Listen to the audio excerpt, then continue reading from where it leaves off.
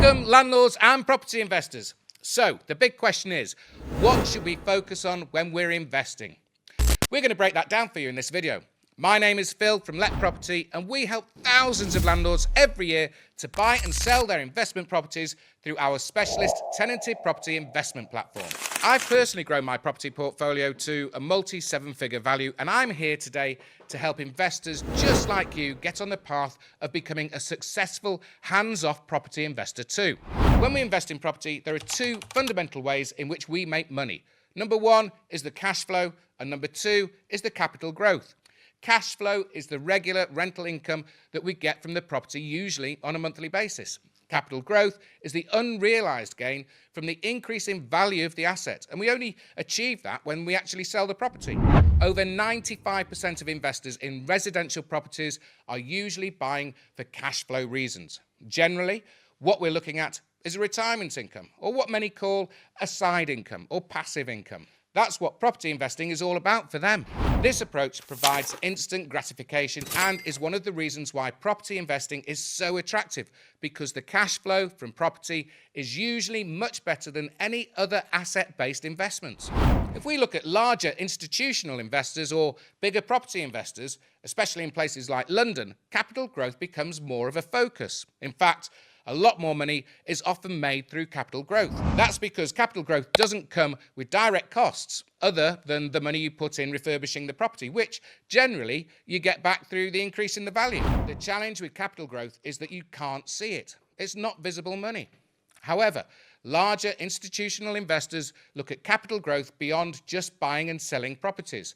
If they can take a portfolio worth £10 million and grow it to £13 million, they can refinance against the new value and essentially release all of the money they initially invested, allowing them to gain from their property investments tax-free without selling the assets, while still benefiting from future capital growth.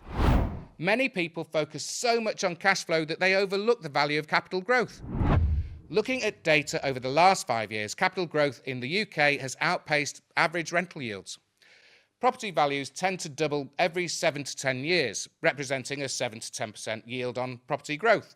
In some parts of London, we've seen 10% to 15%, even 20% growth in property prices over the last 12 months. Interestingly, in high capital growth areas like London, some investors buy properties knowing they will lose money monthly due to negative yields just to benefit on the capital growth over time. However, for the majority of everyday investors who are building a retirement portfolio, cash flow is likely to be the number one priority. The reason why I'm highlighting this is to show you that money in property isn't made just in one way. If you're approaching retirement, your priority may be investing £1 million and receiving £100,000 a year in retirement income. When I was building my own portfolio, I was very focused on replacing my income, but I was also aware of the long-term potential of capital growth. Over time, I will likely make more money through the growth in property values than I will from rental income. If you're only focusing on cash flow, you may be missing out on a huge opportunity for long-term wealth building. The money from capital growth is unseen, so you can't spend it, which actually helps build your wealth because you're not tempted to use it. For me and many other investors, the long-term perspective is crucial. We look at how much a property will be worth over 10, 20, or even 30 years. I buy properties that are likely to dramatically increase in value over time because that's where a lot of the real money is made, not just from the rental income.